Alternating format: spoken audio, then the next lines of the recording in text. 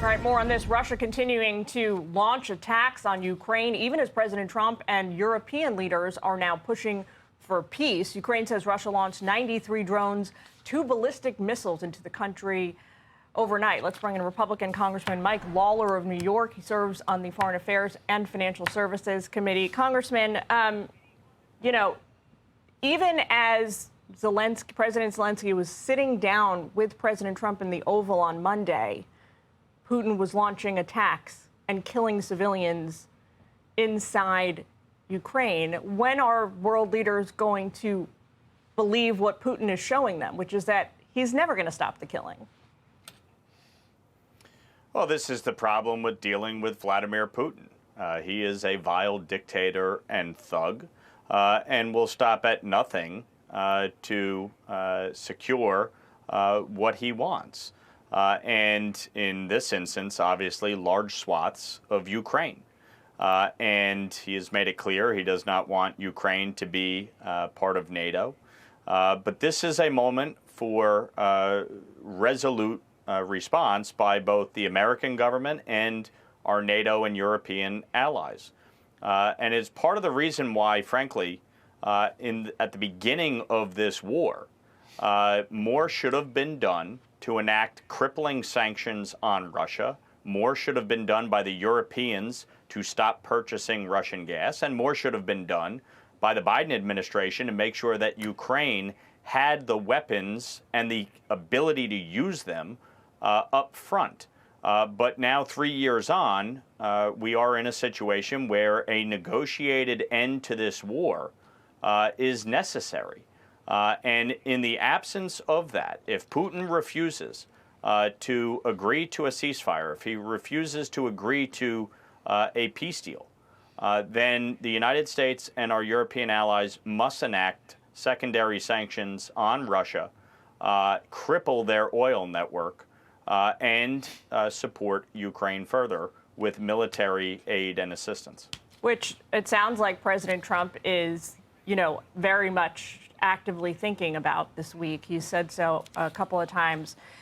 Take a look at this latest Gallup poll. Pretty interesting information here. This is Ukrainians, civilians' perspective on the Russian invasion. Back in 2022, when asked if they wanted to negotiate an end to the war ASAP versus fight until Ukraine wins, it was 22 to 73%. Today, that essentially has flipped. You've got 69% of Ukrainians want a negotiated end to this war immediately. Only 24% say that they want to fight on until they win this kinetically. I mean, they've lost 14,000 civilians, 70,000 troops. How much suffering can one population of people take?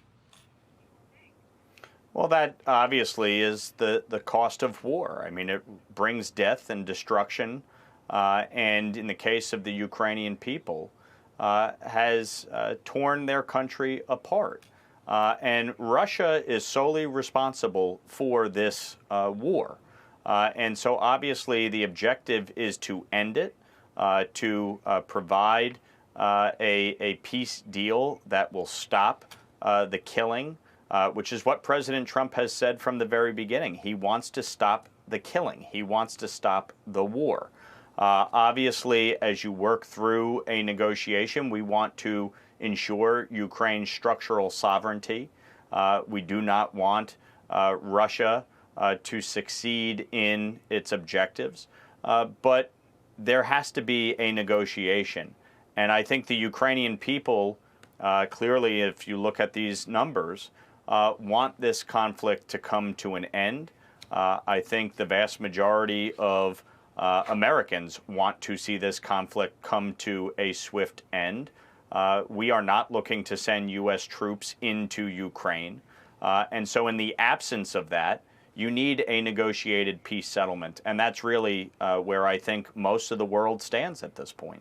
Real quick, how much longer do you think President Trump should give Putin to carry on with the slaughter before he does levy those sanctions?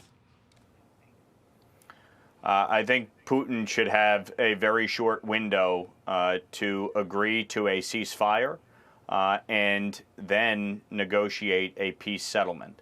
I think it was a positive step that Vladimir Putin met with President Trump, and then subsequently President Zelensky and European leaders came to the White House and had a meeting. I thought that was a positive step forward. But this should move swiftly, given the fact that we have had these meetings. And I would suspect in the next few weeks, this should be resolved. Well, a lot of people across the world hoping that that is the case. Sir, thank you for taking time with us today. Always enjoy speaking with you.